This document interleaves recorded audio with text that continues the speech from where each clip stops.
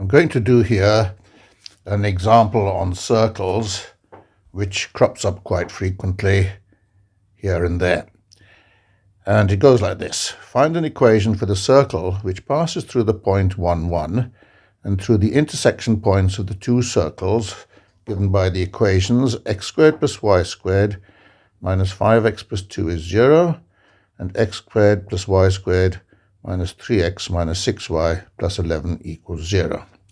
Just want to remark before we proceed that these circles may or may not be real circles and their intersection points may or may not be real, but it doesn't really matter at all. The procedure is the same for real and imaginary. First of all, note well the diagram that I've drawn here of the two circles which intersect at those 2 points, and one of whose coordinates is hk, and the dotted curve which also represents the required circle through the point 1, 1. Fine example of Art Nouveau. I think you will agree. Okay, now as hk lies on both the circles, we'll get, using 1, h squared plus k squared minus 5h plus 2 is 0, and using number 2 equation, h squared plus k squared minus 3h minus 6k plus 11 equals 0.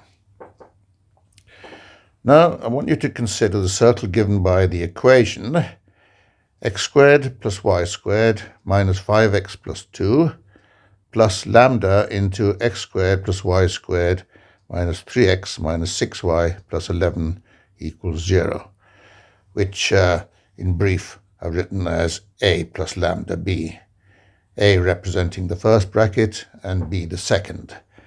Those, of course, are simply the left-hand side of the equations 1 and 2. Now, if we substitute the coordinates hk into the last equation, we will get a plus lambda b equals 0 plus lambda 0, and that is using 3 and 4. So this equation represents all the circles passing through the intersection points of the two given circles. The circle that we require also passes through the point 1, 1. So we get 1 plus 1 minus 5 plus 2 in one bracket plus lambda, another bracket, 1 plus 1 minus 3 minus 6 plus 11, all equal to 0, which comes down quite easily to minus 1 plus 4 lambda is 0, which gives us the value of lambda as 1/4. So the circle we require is x squared plus y squared minus 5x plus 2 plus 1/4 x squared plus y squared minus 3x minus 6y plus 11 is 0, which simplifies quite readily to 5x squared plus 5y squared minus 23x minus 6y plus 19 is 0.